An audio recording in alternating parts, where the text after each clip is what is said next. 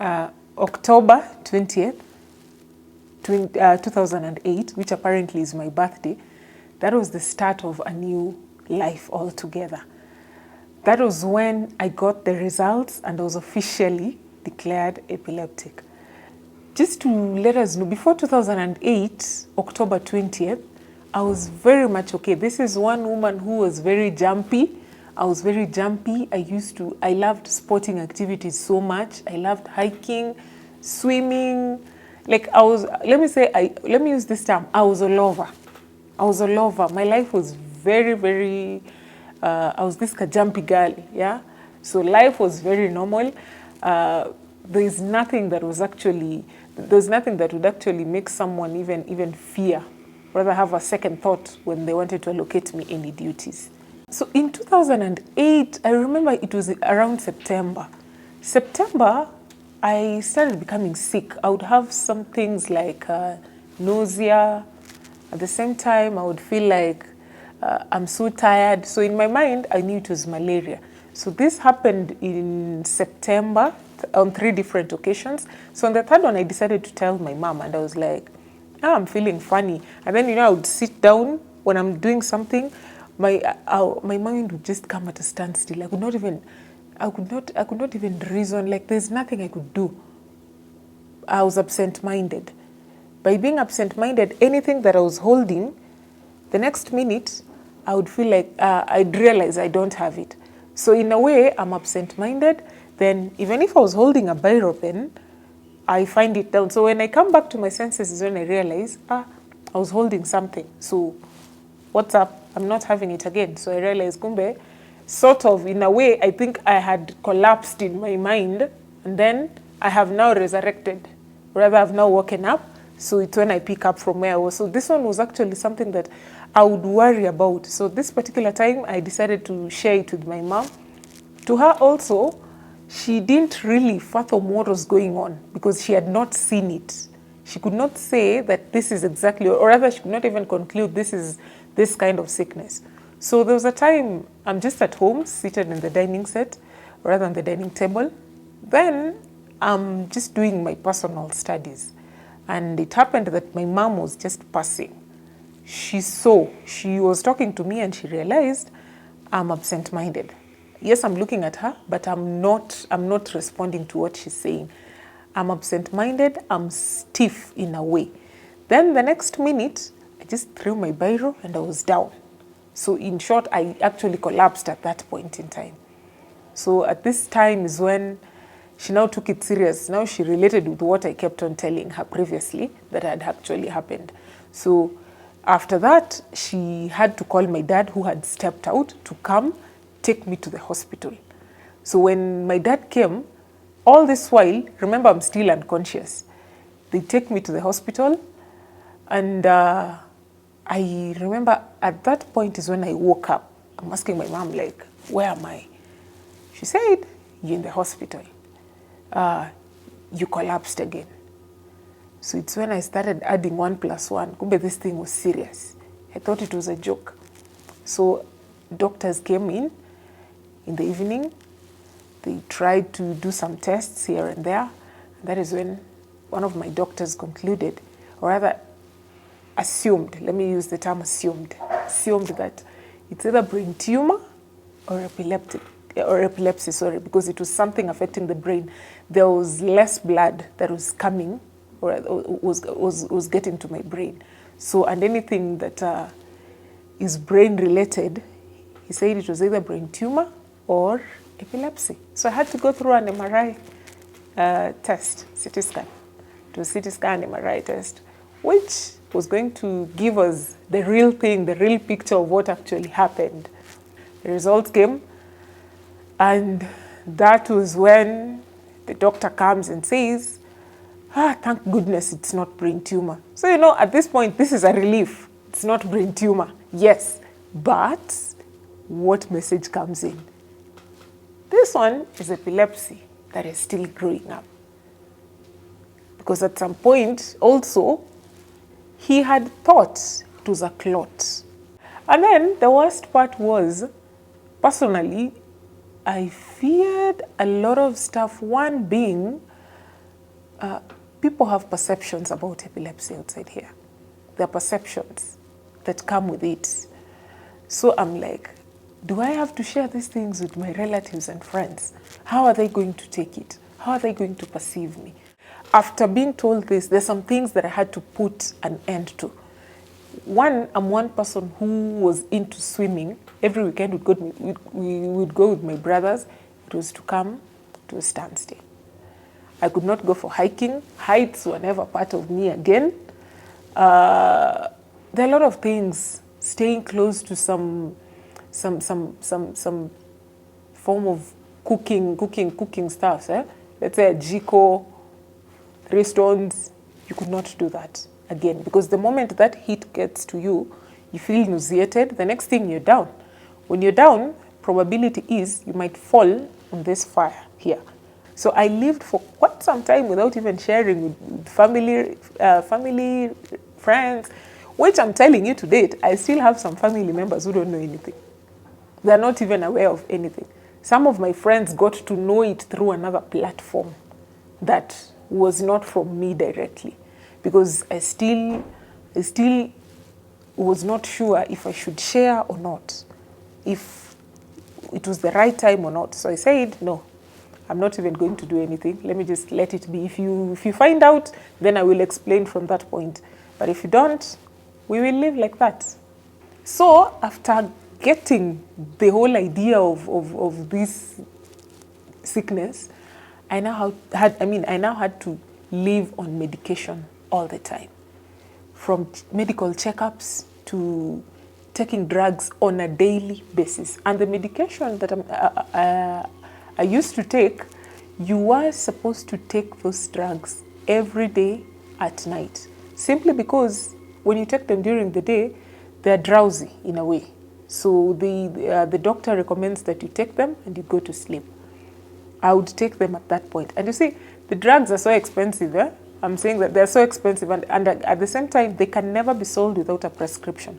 So you find yourself at times, you're in the CBD, you forgot your prescription somewhere in the house.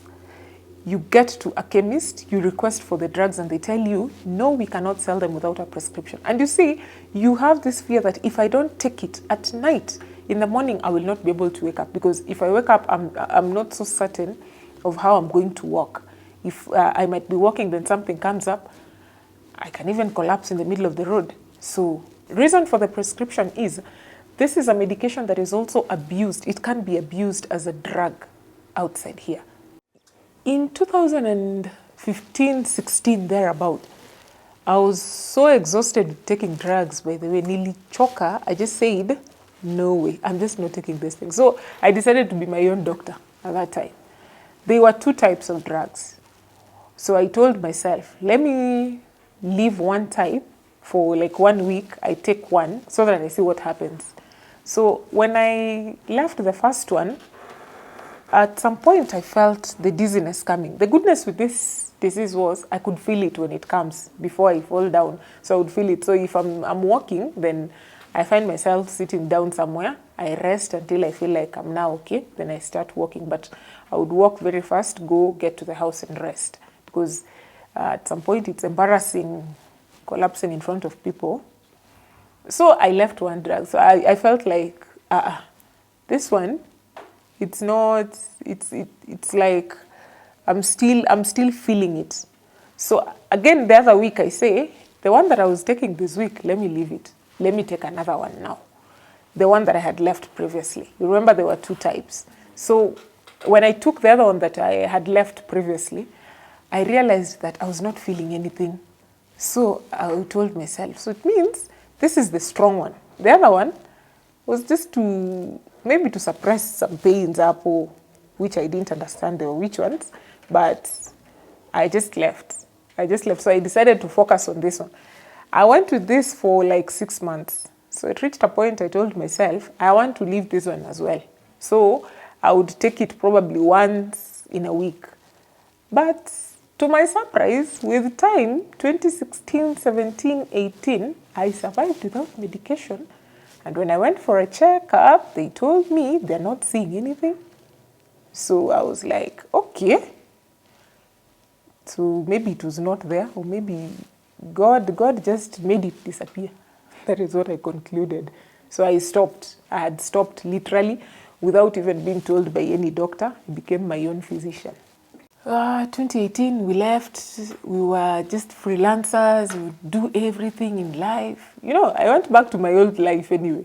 I went back. It's only that now I did not go back fully, but I went back to my old life. We'd go for hiking with some friends, church activities. So in 2019, March, I wake up in the morning as usual. I want to prepare for work. At around 6:30 a.m., I feel some symptoms as well. I'm like, it's been long. 3 years later, I've not felt this thing. So where is it coming from again? After shower, get to my bedroom. I don't know what happened, but I convulsed at that point. I only woke up after like 1 hour and realized my mouth was so swollen, because you see, when you're convulsing, you bite your tongue. You bite your tongue so much because I think that time someone is so energetic. I bit my tongue. My tongue is so swollen. My mouth is swollen. But I decided to go to work still. Going to the office, one of my bosses realized that I was not okay. So I was excused and told to go back home. That time I left and went to my parents' home straight away from the office, got admitted, and I was taken back to the hospital. The same doctor who had my history, that's the reason why I went back home. He had my history. I went there, so he's like, did you stop taking medication? I told him, yes. And why did you stop? Because I did not tell you to stop. I told him, I realized that I was just taking them, but there's nothing that was actually, after stopping, there was no difference. I didn't feel anything. I didn't have symptoms. I was just okay. So he told me, do you realize this was a problem with the brain? And you see, you have insufficient blood. This medication that I gave you is to manage this one, and also to help your blood, to help you in terms of boosting your blood. So again, he prescribes another type of medication, leaving the first ones. Also, these ones, they're drowsy. And my work entails night shift at some point. So, you know, if I take it, it means I'll sleep at work. And if I sleep at work, that one affects me. There was one time I was actually in a relationship that is, let me call it, I'm avoiding a term here, but I was dating someone. We had to part ways. Because after now deciding to tell this person the truth, this person would be like, he will not tell you openly that actually I'm shocked and all that. The person will just start behaving funnily. And I don't sit back. I hate sympathies. But I thank God I have few friends who actually, after telling them this, there's one who actually quoted for me Luke 1:37. And is like, so you think this is the only thing that will make me go away from you? You're mistaken. I will not.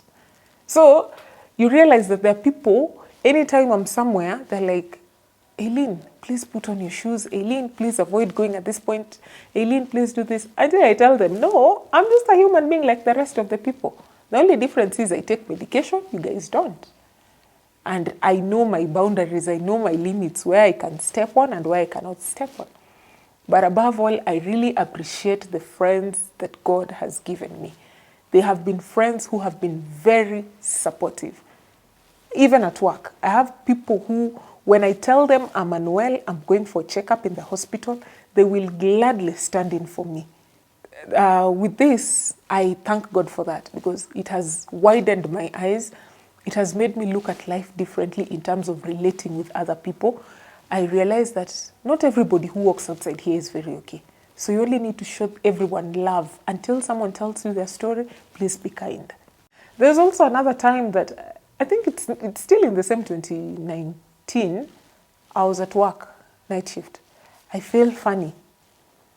There was a chemist that was on the lower ground. I go down.